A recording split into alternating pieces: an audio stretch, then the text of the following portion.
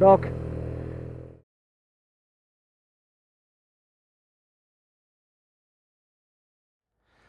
Okay, so check this out. Here I am, purely by chance. I'm getting some new tyres fitted on my GS Adventure, and here I am in Falmouth, BMW, Ocean BMW in Falmouth, and they've just asked me if I wanted to take the urban Scrambler out for a little ride around. So I'm actually quite looking forward to this, only because it's dry and those massive knobblies will be horrific in the wet, I reckon. But I'm looking forward to it. It's quite a nice little bike. It's just another version of the NineT engine, the air-cooled engine they're trying to get rid of. There's obviously got a lot of these engines and they're making lots of different versions of this, but I actually like the look of this one. Some of them look pretty horrible, some of them are a little bit wacky, but I like this, so we'll see how we get on. Okay, so this has done 577 miles, which is not many at all. I'm just trying to find out, looking at the clock, how much fuel it's got left in, because I can't see, as far as I'm looking, if there is a fuel gauge. A bit odd, isn't it? Okay, we'll just take it as it is and hope there's enough fuel in it. When I stop, we'll have a look. So we're on the BMW 9T urban Scrambler. I'm just going to take it for a little ride. Just adjust the mirror so I can see anyone who's creeping up behind me, because they're always trying to kill you. No gear indicator, but then I suppose it's a basic bike. Okay, let's get going. First impressions is very bumpy because of these knobbly tyres, and obviously in the dry like this it's going to be okay, but I wouldn't like to be out in the wet in them. But if you're out on the mud, these would be great.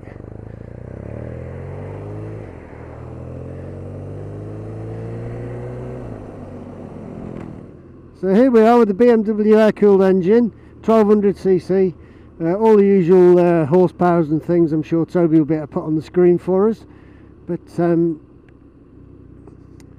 it rides like a BMW as I'd expect it to. In fact, I'll go this way. I was about to change direction then, and I think I'll go a different way. So obviously the first thing you get from this bike is the vibration from the tyres. It's got big knobbly tyres on it. You'll see it when I do a little bit of a video on it. But apart from that, the other thing that is instantly obvious about this bike is the exhaust. It sounds brilliant.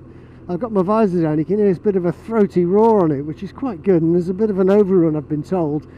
It pops when you go on the overrun, so might achieve that, I don't know. Typical 9T, very, very sure steering, very agile really. It's quite light. It feels nice. It's easy to ride, so easy to ride. Obviously there's a little bit of a screen here, there's a little bit of a plastic thing. I think that's more for looks than anything else, aesthetics. However, that said, it probably keep a little bit of the wind off you. Rattles around quite a bit.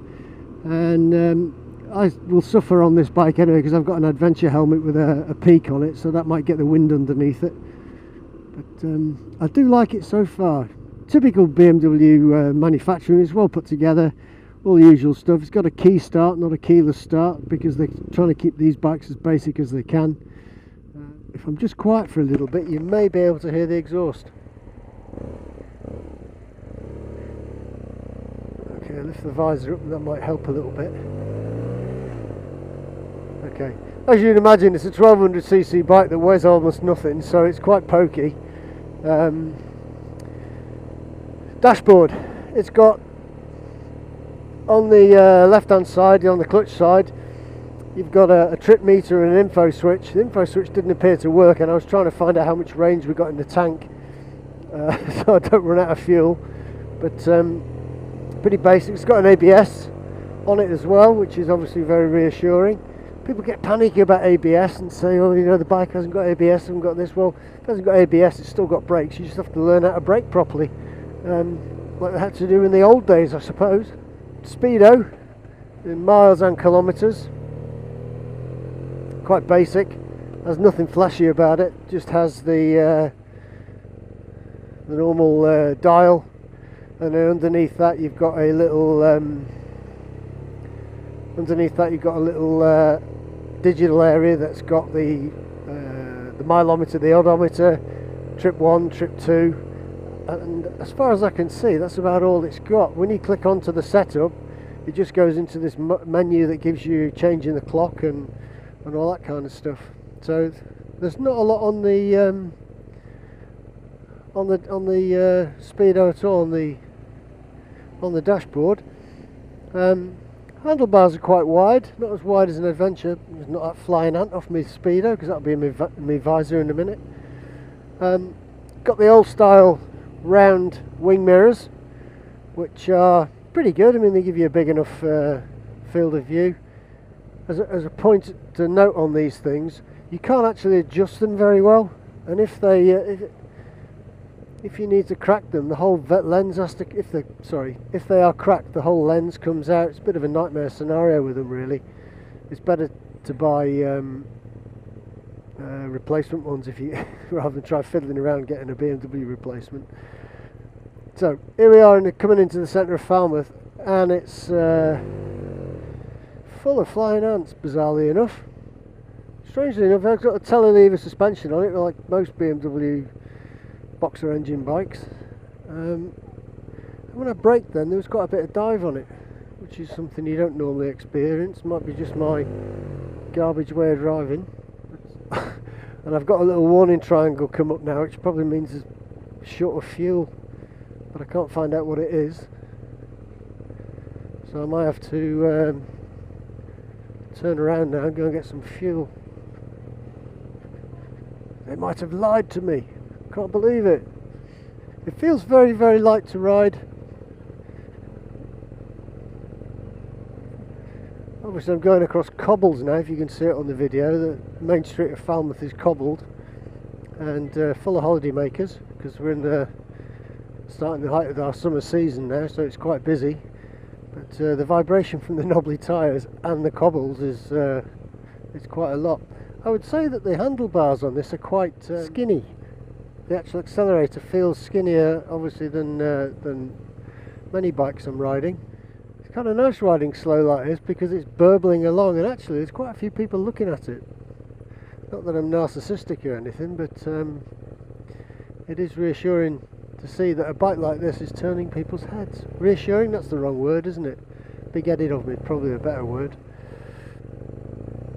I'm going to nip through here, around here, beat all the traffic, because they're all lost. I don't know where they're going. I'm going to come around here on the back of the houses.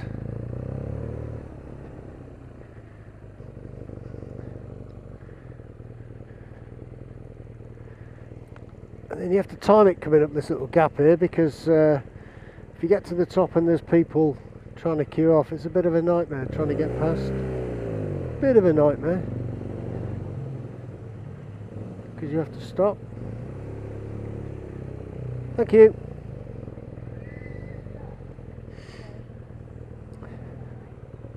Quite a comfy position, this kind of bike. I've ridden the NineT and it's the same position on that. Doesn't feel like you're leaning forward or stretched or anything like that. It's quite comfortable, but I'm not sure whether you want to ride this for a long time. You can seem to say that about a lot of bikes, but people put up with all sorts of things. I personally couldn't ride this for you know, on a tour or something. There's nowhere to put your baggage for a start. It'd have to be either a rucksack or strapped on the seat at the back, and we'll have a look at that in a minute. I'm not really sure if that's satisfactory, but people like that kind of thing. And whatever that warning light was has gone off, so it must have loads of fuel now then.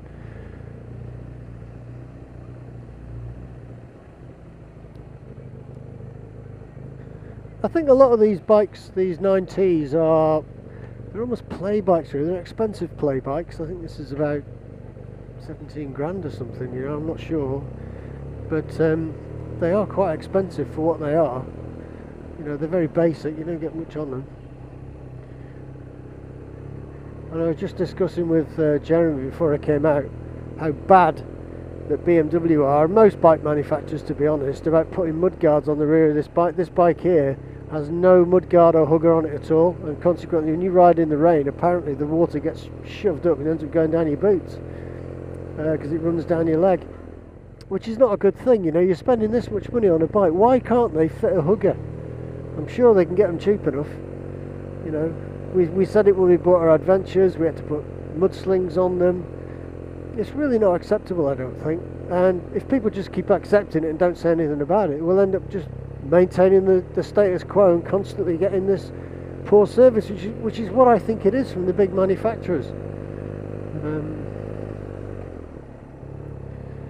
I think it really is poor,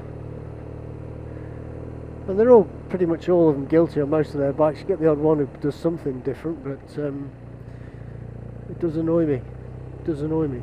So this bike hasn't got hand guards or anything like that. I think this is more of a style icon really. It's got one big headlight, which is a standard bulb setup, top and bottom lights. But I bet the back, I haven't looked, I just got on this bike, I didn't even check it really, which is a bit naughty. I just made sure the brakes worked by putting my hand over it, but I would imagine this has got an LED brake light, so I find it bizarre that manufacturers are prepared to put an LED brake light on it, LED indicators, and then give it old style headlights with light bulbs and things. You know, you could still make it look old style, but make it LED. It gives you so much better lighting when you're in the dark, you know, and if you live where we live, where there's no street lights most of the time, and we're lucky at the moment because it's light in the summer, but in the winter there's no street lights in most of the county of Cornwall. You need a good set of lights. Curious that when you get a bit of speed up, the actual knobbliness of the tyres seems to wear away a little bit. Oh, my little lights come on again. Must be something to do with fuel.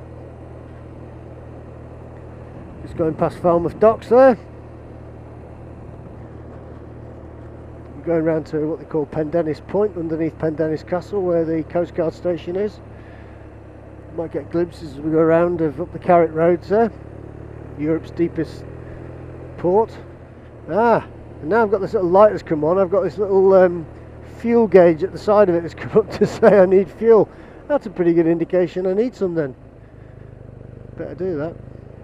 Has a steering damper fitted to it, which I can see. Steering's very nice. I actually like the bike. I mean, I've been out on some of them and thought, oh, I hate it straight away, but I like this. I don't know whether it's the colour or not, I don't know, but I do like it. I like this better than the Scrambler one they brought out. I didn't like the Scrambler at all. You get heated grips on this. That's about the only extra you appear to get on it. Oh, I was hoping to do a little talk down here, down by under Pendennis, but it would appear that the car park is full.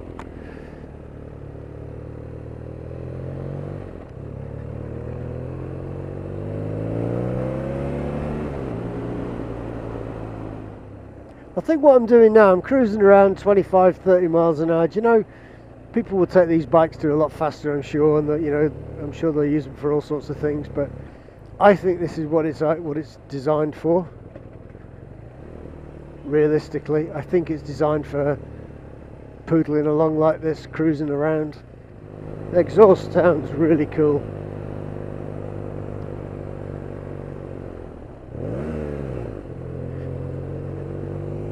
I don't know if it's got the valve that a lot of bikes are putting on them now to adjust the sound of the pitch of the exhaust, but it does sound nice when you initially start to accelerate. It gets this nice little warble, those little farty noise really. It sounds alright if you like that kind of thing. Me, I don't care really. I remember taking one of my bikes in and they said, oh, the little valve on the exhaust is broken. He said, you probably noticed the change in the sound of the engine. Absolutely not. I noticed no change at all. So, well, does it, when the valve breaks, does it like break open or break closed normally? They said, oh, it usually breaks open and it breaks in the open position. Well, it wouldn't make any difference then, would it? Interesting point though, that those valves cost 500 quid and aren't covered by warranty. That's interesting. They last about 18 months and you get water in the exhaust, which corrodes down the bottom. When you switch a lot of BMWs on, you hear the actual suspension and it all clicking and warming itself up like its pre-start routine. And you can always tell when this valve's gone because it makes a clicking noise.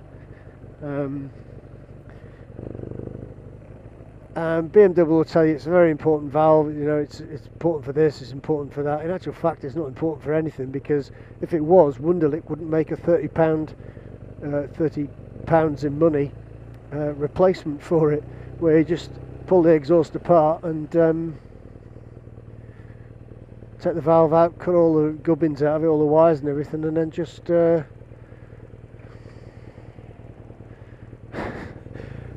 just slide this thing on. I was just laughing there, we've got a German holidaymaker gone past in his little 4x4, and to squeeze past me on a normal sized road, he went off-road. Probably the only time he takes his vehicle off. It's quite a dangerous time to be riding around Cornwall on your bike, actually, because I don't want it to sound like a criticism that we don't like holidaymakers. In Cornwall we've been lost without holidaymakers, but quite often when they come down, holidaymakers, by the time they get down to us, they're usually very tired, they've had long journeys, not interested in concentrating so much on where they, you know, they're only interested in where they've got to get to, you know, and I feel sorry for them, you know, because it's not easy driving in Cornwall sometimes, and it does make driving for other people quite a little bit on the dangerous side, and they do tend to drive a lot faster when they get down here. It's like, but the red mist comes down, they're on these country lanes, open speed limit, you know, or national speed limit, 60 miles an hour, and they drive like idiots, some of them. It's really, really quite bad.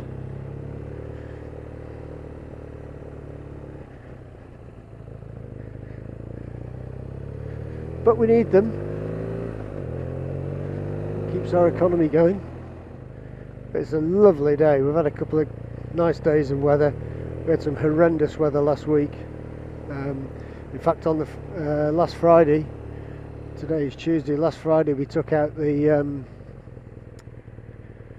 GS F800 GS, cracking little bike, much underrated by BMW, I think, and it was actually hoofing it down with lots of standing water. I don't think I'd have enjoyed riding this bike on that day, because it was we were absolutely soaking wet as it was, and we were standing in the showroom afterwards, big puddles underneath us. But this would have been a different kettle of fish with its knobbly tyres and things like that.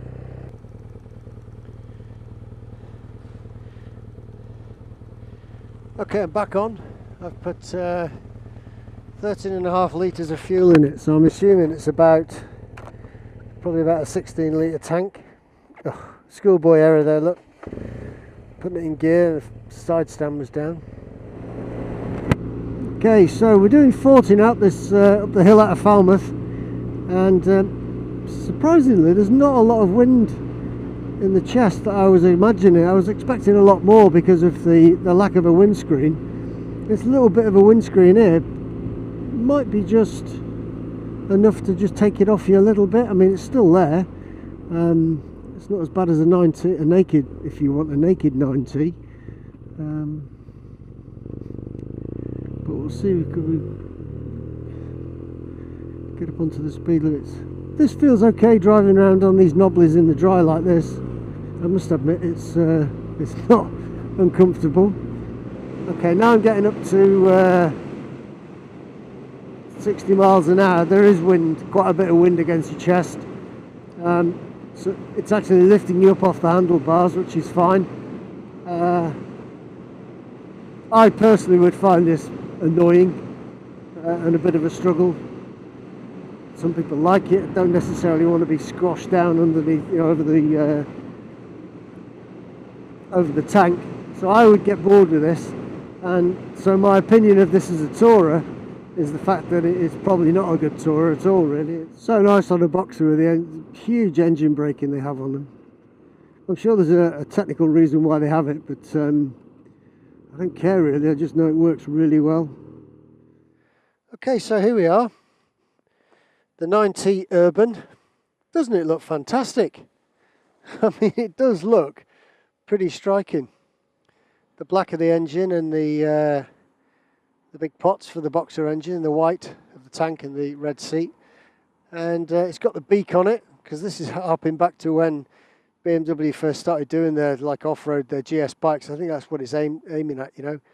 It's got the big beak on it here, and it also has a mud guard of sorts just on the top of the wheel to keep crud from going up inside the radiator. But it does look pretty spectacular, you've got to admit, with the big intake on the side, which is here. I like it. I like the look of it. I really do like the look of it. It does look pretty smart. And like I said, here we go with the headlight. Standard sort of retro, if you want a headlight with a bulb in it, you know, side light bulb and all the rest of it. I think they could have put something similar and just made it LED. But the wheels are like your GS wheels with the spokes on the outside. If you just look there, spokes through the rims. And it's the air-cooled engine, so they've got a lot of them. Again, they've got the little garbage horn, scooter horn on them. It's pretty much, what can you say? The boxer engine is the boxer engine to a shaft drive on the right hand side, exhaust on the left. Hasn't got a centre stand. It's got a pretty rugged gear, rear brake lever, which is easy to find. It's not adjustable like on other bikes. So nice seat, nice looking seat. I won't say it's a nice seat. It's not the comfiest of seats. I've just done 15 miles on it, and to be honest, it was getting a bit hard. But yeah, I like the bike. I like the look of it. The look of it is spectacular. Would I buy one? I personally wouldn't, because it doesn't do anything for me in the practicality stakes. If I had the money to spend on it and I didn't need it to do anything other than just ride around and pose on, yeah, I'd probably buy it. Give us a thumbs up. There's my thumb. I hope you can see it.